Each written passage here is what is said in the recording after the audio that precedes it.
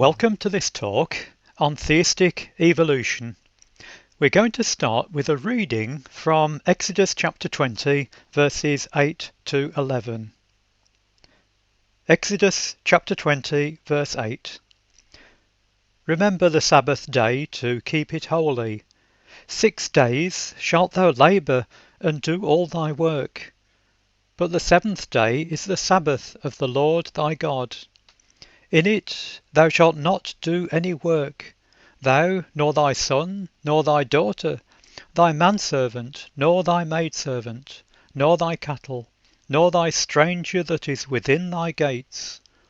For in 6 days the Lord made heaven and earth, the sea, and all that in them is, and rested the 7th day.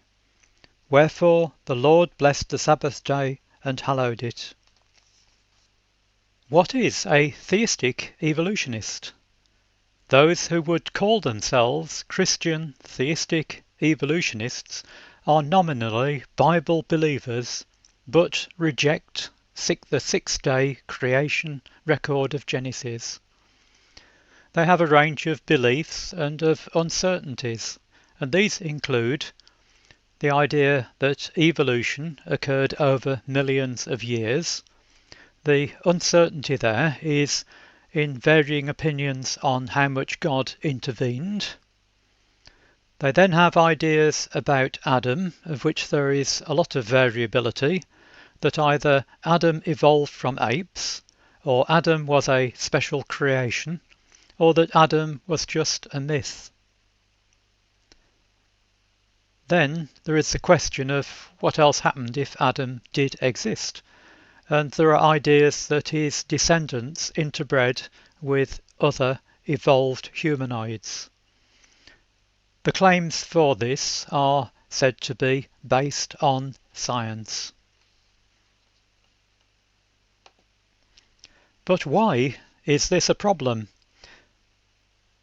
Well, it would mean that the following New Testament teachings were false. That death came through Adam's sin, and that the Old Testament scriptures are inspired by God. It would also falsify New Testament teaching about the nature of man, the atoning work of Jesus, marriage and divorce, and the scriptural roles of men and women. Let's have a look now at the New Testament, and we're going to start with Matthew chapter 19, verses 4 and 5. And here Jesus is having a debate with the Pharisees on the subject of divorce. Verse 4.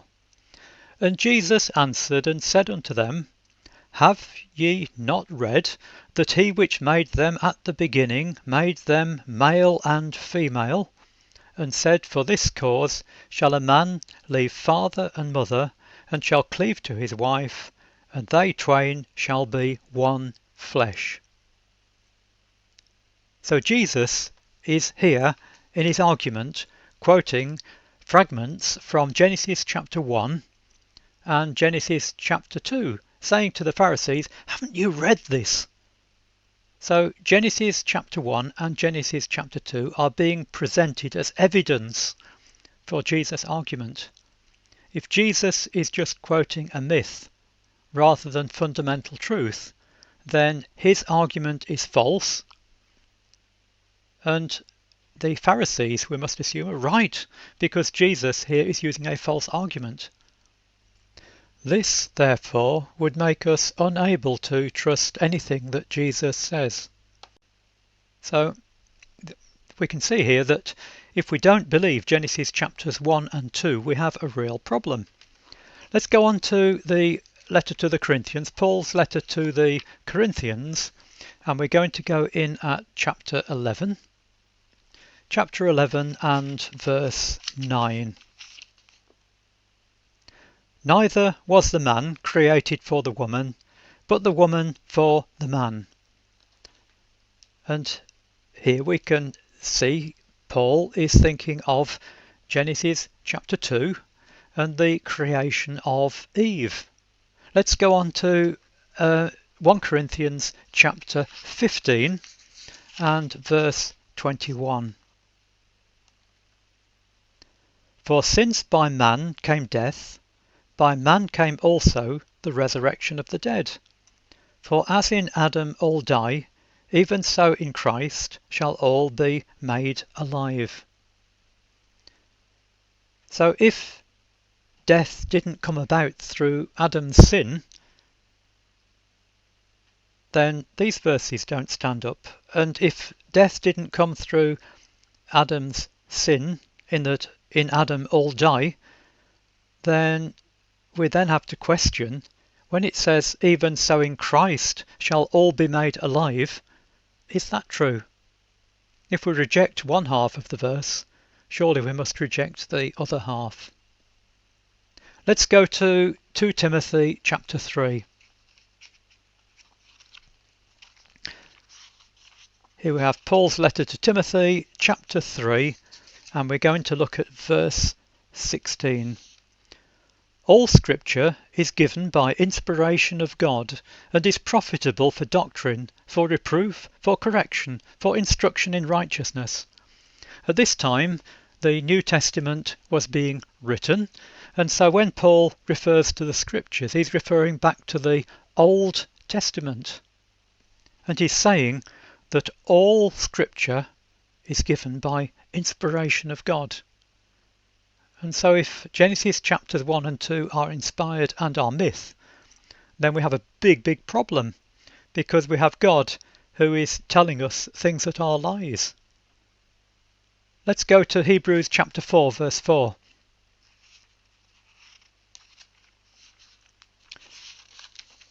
Hebrews chapter 4, verse 4.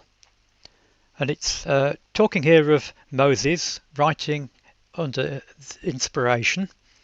So verse 4, for he, Moses, spake in a certain place of the seventh day on this wise, and God did rest on the seventh day from all his works. So the writer to the Hebrews is here quoting there Moses about God resting from those works, the works of creation, as we saw from our reading.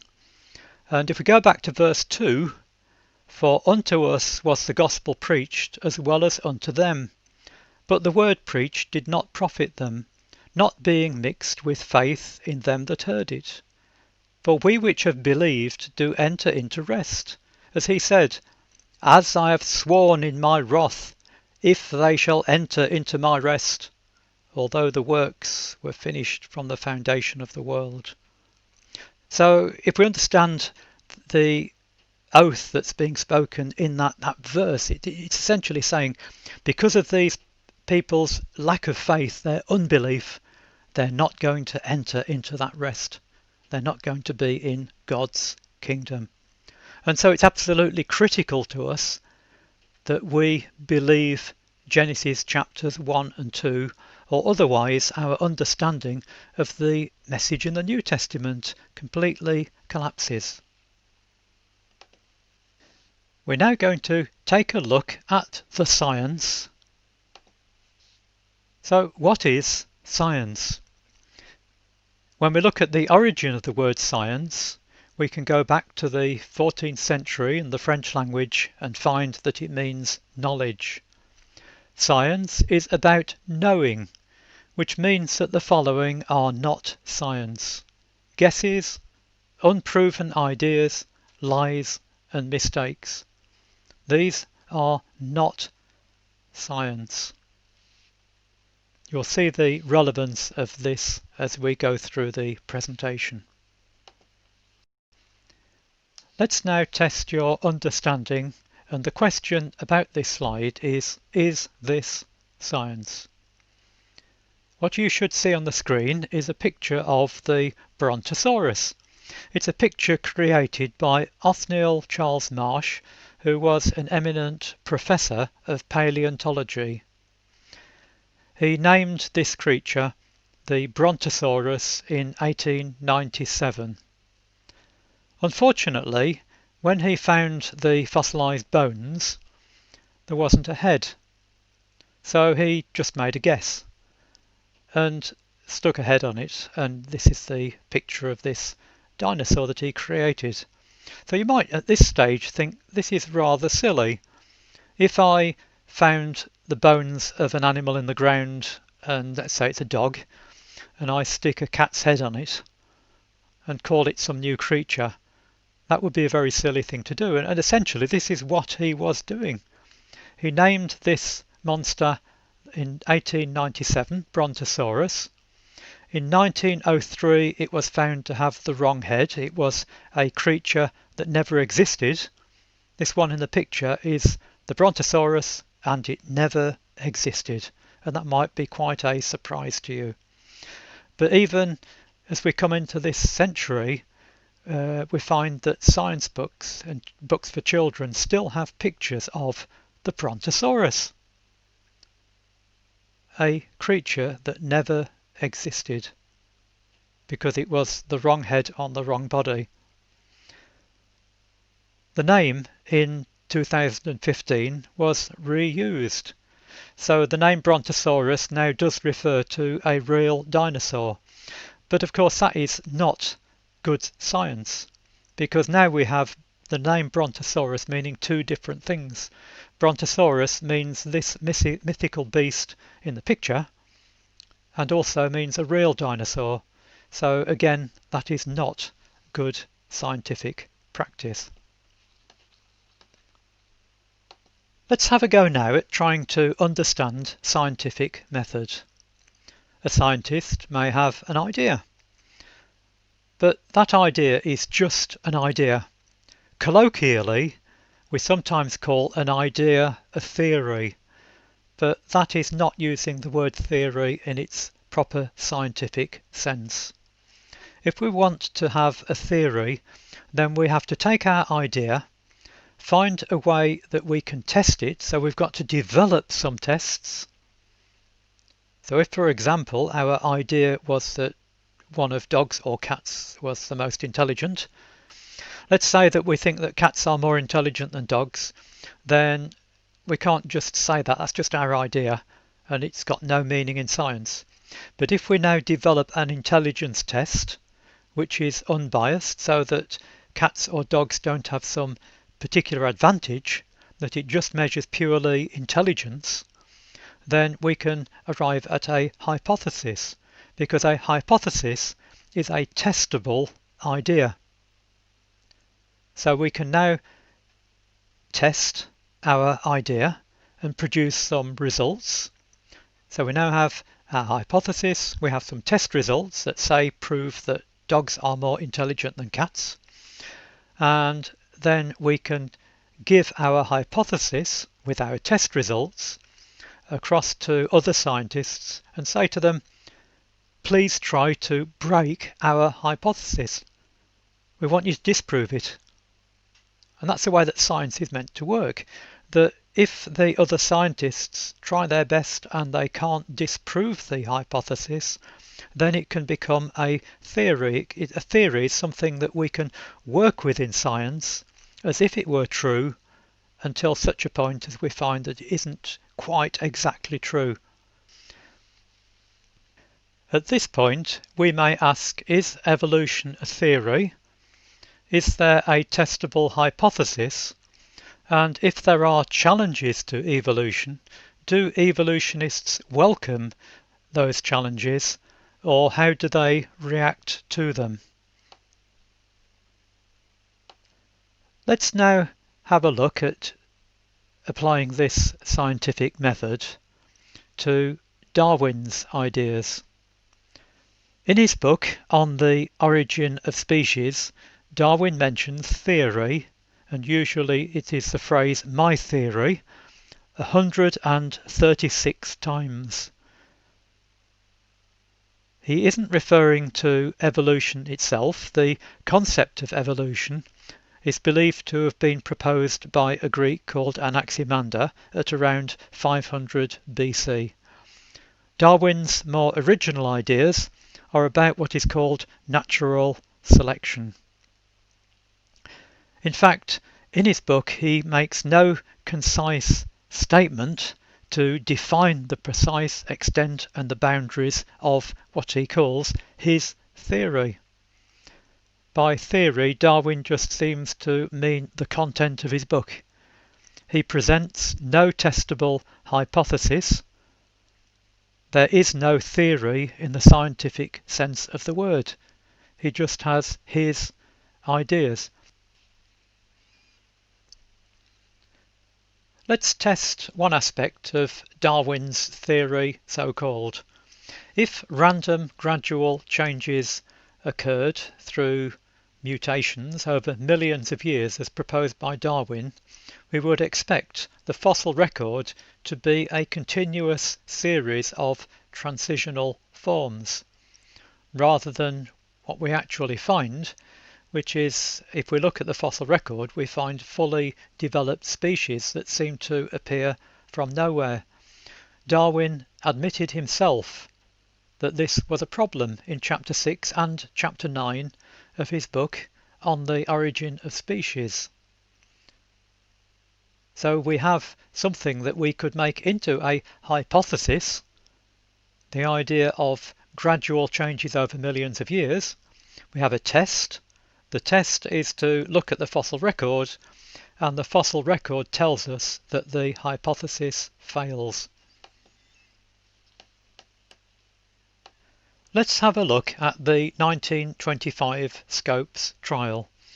In 1925, there was a court case in Dayton in America which had to decide whether or not it would be allowed for evolution to be taught as a fact in schools. It might be worth noting that the book also taught the idea of eugenics, which was the idea that Hitler practiced during the Second World War of rounding up people such as the Jews into extermination camps and killing them. So that was the sort of idea that was advocated in this book. So evolutionists defended the teacher for teaching his ideas of evolution and so on from this book. In the newspapers, people who believed in creation were called yokels and morons, and these articles were written by evolutionists. A moron means somebody who has very low intelligence, and a yokel is somebody who has no education. So we can see what's happening here is that where there is a challenge to the evolutionist, the method which is still very often used in our own times is that of mockery of people who will not accept the idea of evolution. Let's have a look at what evolutionists believed at the time of the 1925 trial. We already know that they believed in the Brontosaurus, which is a creature that never existed. We now have a look at a picture of Piltdown Man, and here is a picture of Piltdown Man hunting in Sussex. What had been found were the remains of a human-like skull and the jaw which was ape-like. From that, pictures were created like this one of Piltdown Man. In 1953, 41 years later, it was found that the jaw had been filed and dyed to look old, and in fact it was the jaw of an ape that did not belong to the skull. The whole thing was a scientific fraud. I have here a copy of a book called Man's Origin, and in this book it has a speech on the 31st of August 1927 by Professor Sir Arthur Keith, and he is speaking out about Piltdown Man, and it appears that some scientists at the time were challenging Piltdown Man and saying it just didn't fit. And he said this mistake would never have been made if those concerned had studied the comparative anatomy of anthropoid apes. What he's essentially saying is that if these people had enough knowledge of the subject, they would all agree that Piltdown Man is genuine. Of course, we now know that Piltdown Man was a fraud. Also, at the time of the Scopes trial, evolutionists believed in Nebraska Man as another of the missing links linking man to apes. The picture is from the Illustrated London News in 1922. There were also pictures, I understand, of Nebraska Man villages. And it's quite amazing how these pictures were created, because all that they had was a tooth. Nebraska Man was created in these pictures from nothing but a tooth. It was found out sometime later, when people started to chip deeper into the rocks, that there was a peccary, a variety of pig, that was fossilised in the rock, and one of its missing teeth was in fact the one on which Nebraska Man was based. So Nebraska Man was nothing but imagination based on a pig's tooth. Here we have the so-called evolution of the horse. There are several problems here. Firstly, that there is no place in the world where this sequence occurs. We have fossils from different parts of the world which have been matched up together to produce this series. The first one in the series has been found relatively close to fossils of the modern horse.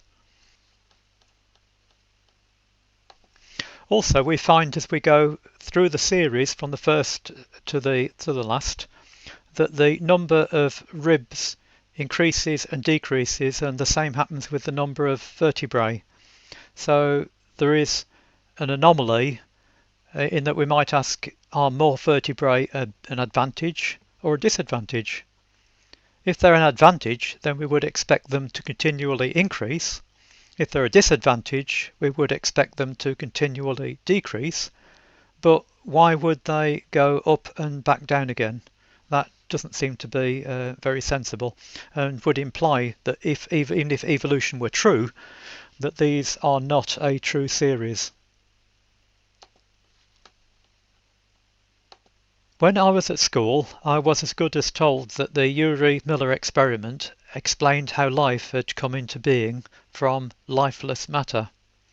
The apparatus that Miller used had ammonia, hydrogen, methane, water inside the apparatus, and sparks were zapped through the mixture, and after a period of time there was a goo at the bottom which did contain some traces of amino acids. These were the very basic amino acids, not some of the more complicated ones that you would need if you were building a protein. And also they didn't try to construct themselves into a protein.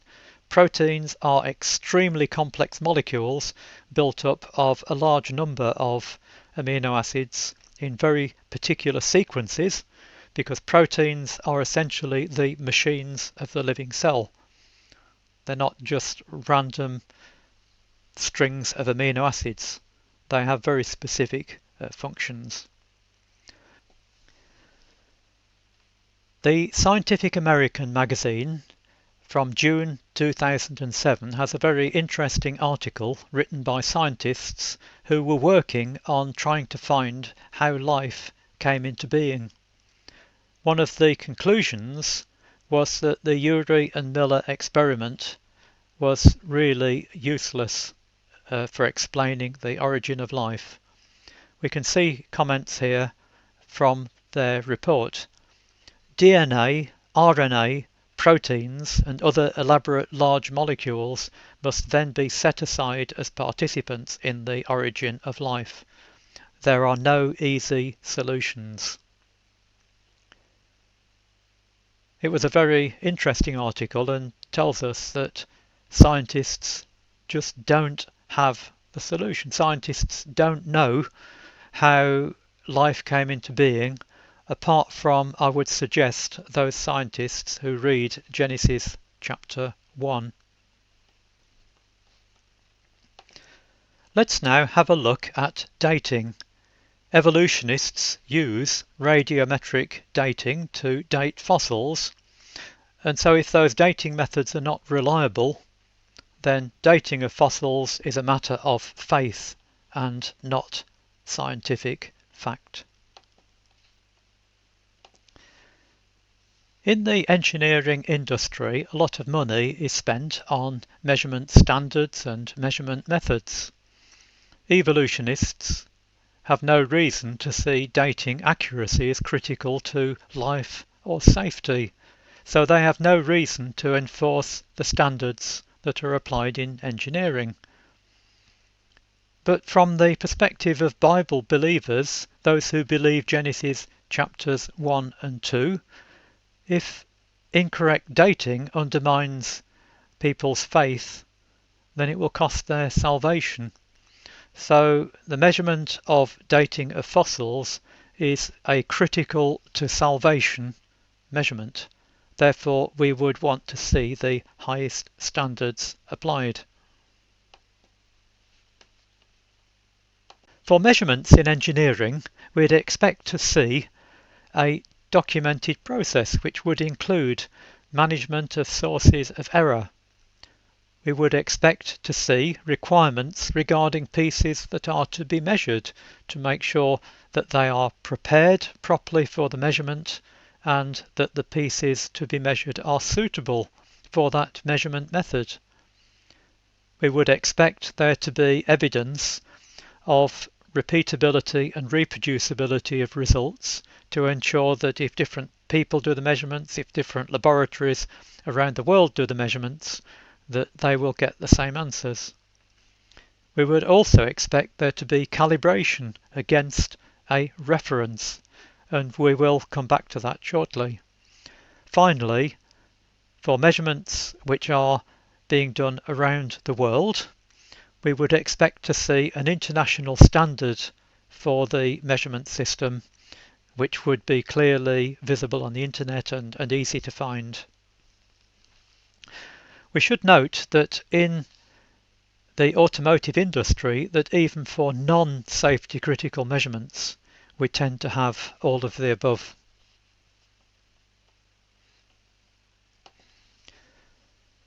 When compared with the engineering industry, if I look at radiometric dating, I'm unable to find any of these items on the list.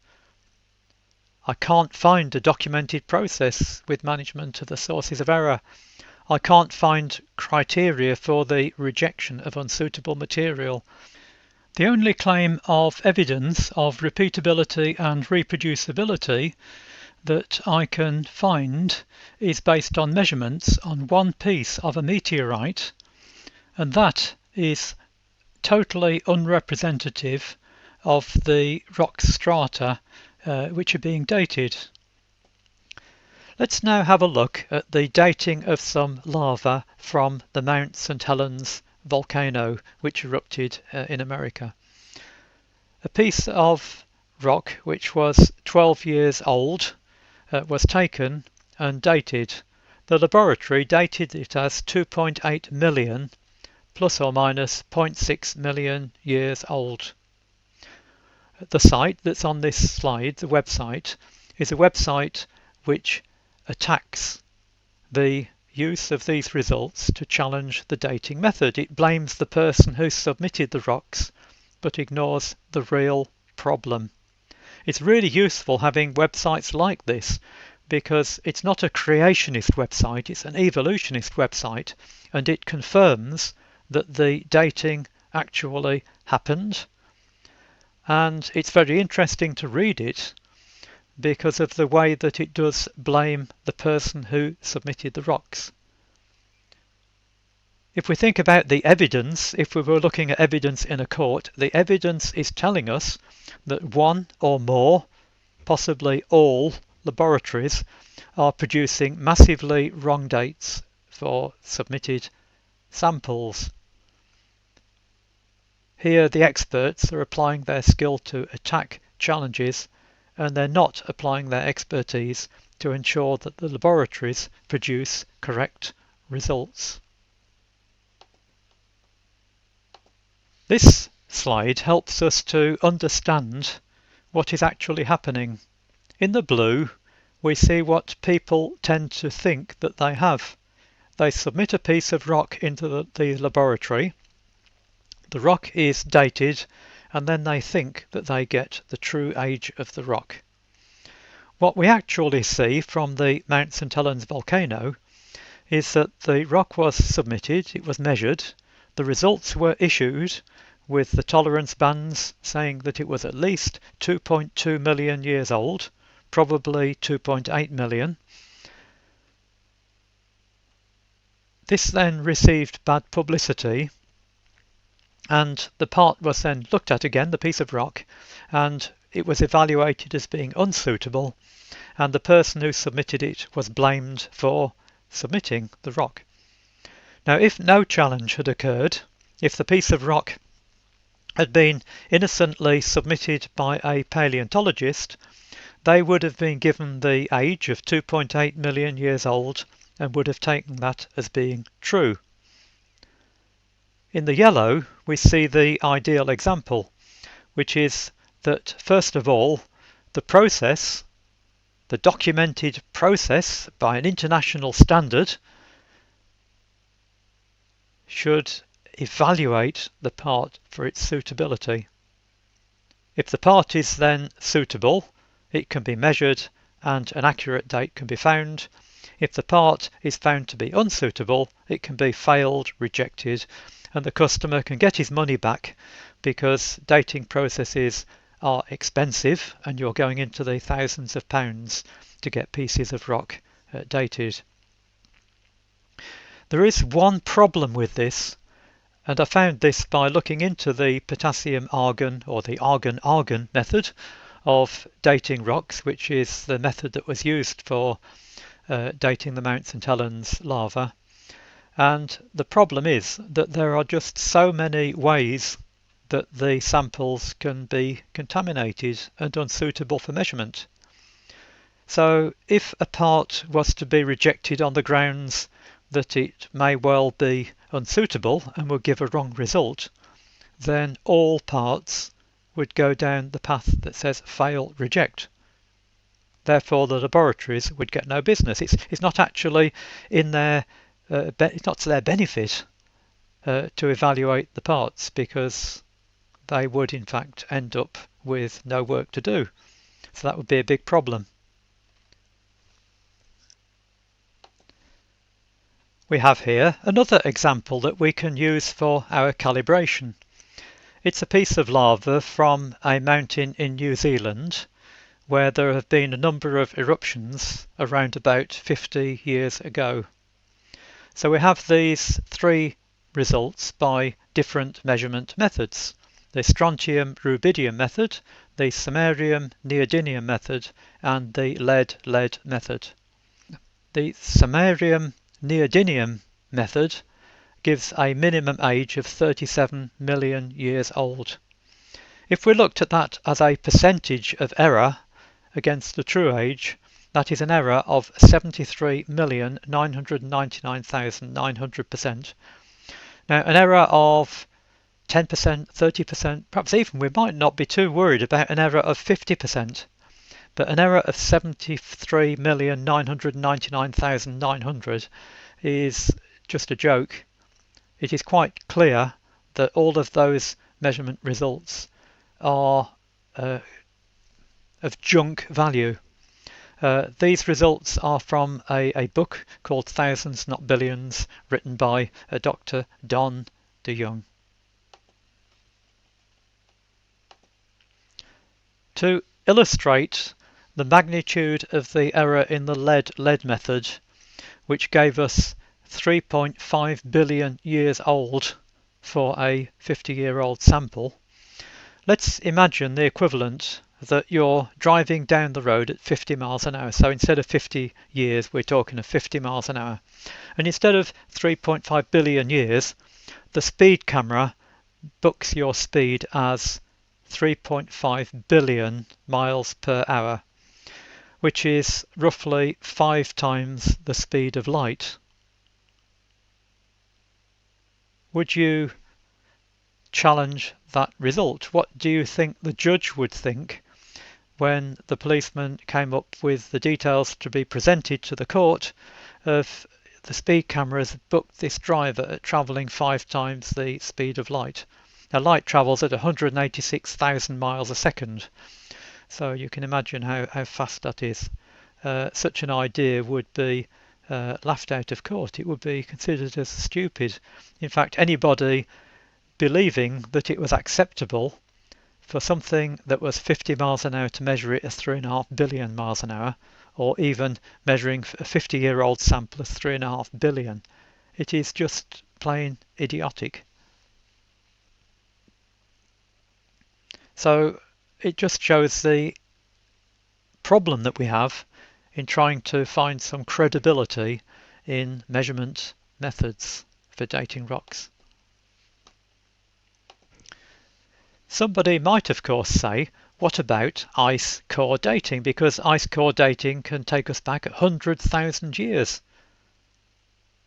The only problem is that deeper layers, as we go down into the ice, are more and more compressed, and separate years become indistinguishable. So a mathematical model is used to calculate the age at a given depth, and that mathematical model needs to be calibrated. So it's calibrated against radiometric dating. So radiometric dating, which we can already see, can give some really silly answers in terms of ages, is being used to calibrate ice core dating.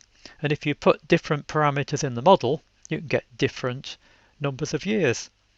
Something that appears to be right at the bottom at 100,000 years can be made into 6,000. Change the numbers, you can make it into 3,000, you can make it into 50,000. You pick the numbers and you get the result that you want. So that does not seem to be a particularly useful method of independent measurement.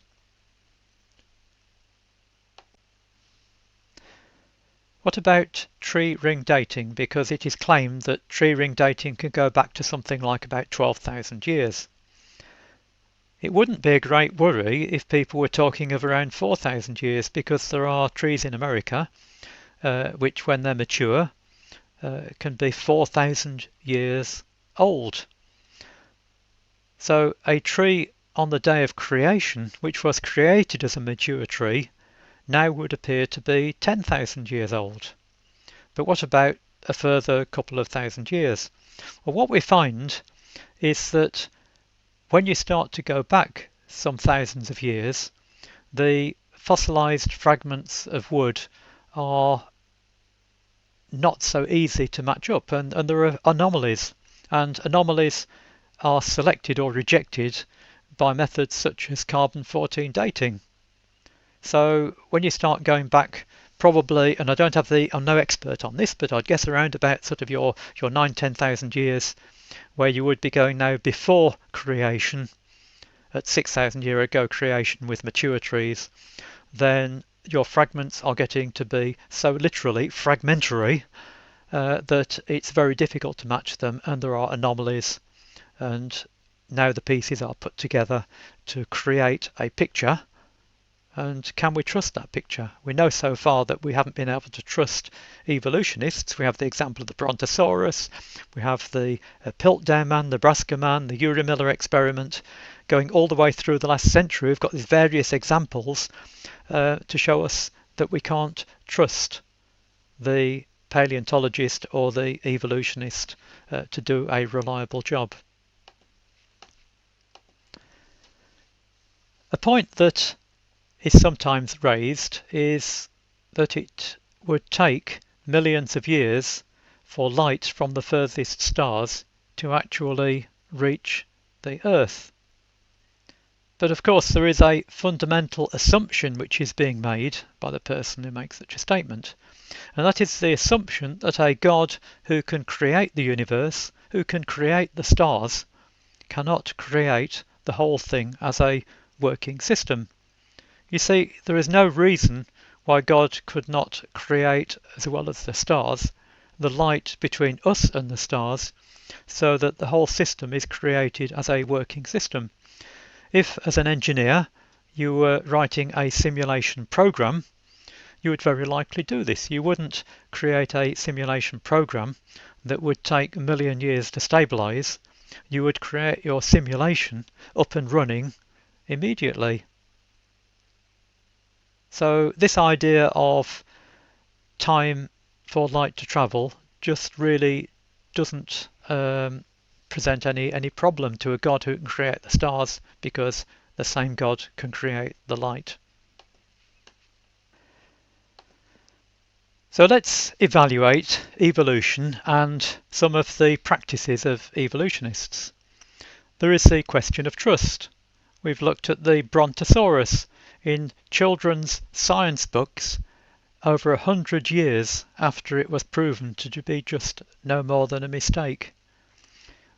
We look at honesty and find the Piltdown Man a scientific fraud.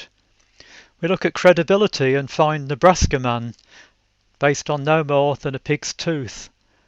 The evolution of the horse based on fossils from around the world that seem to be quite unrelated. The Urey-Miller experiment, which one of my science books tells me explains the origin of life, which is now known to be completely false. A viable theory. There is no testable hypothesis for proving evolution.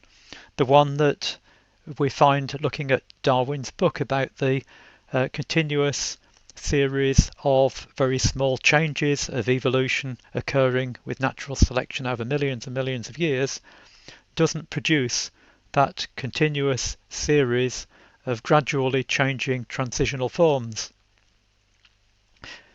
We look for dating and find that when we try to calibrate against rocks of known age, that we get ridiculously large errors. One thing that we do find, though, that works really well for the evolutionist is a method, and that is mockery of opponents, which we found in the 1925 trial. We found this in terms of mockery of people who rejected Piltdown Man, and I also personally know of those who have spoken out against evolution in our own times, who have been called fools and other names for the points that they've made. So having looked at this and seen all of the weaknesses and the problems and errors involved in evolution, why would we actually want to go to theistic evolution? Why would we want to meet evolutionists halfway? So in conclusion, let's turn to the scriptures. The first letter to Timothy, chapter 6 and verse 20. Paul writes, O Timothy, keep that which is committed to thy trust, avoiding profane and vain babblings and oppositions of science, falsely so called, which some professing have erred concerning the faith. Grace be with thee. Amen. And then let's turn to Romans chapter 1. Romans chapter 1, verse 21.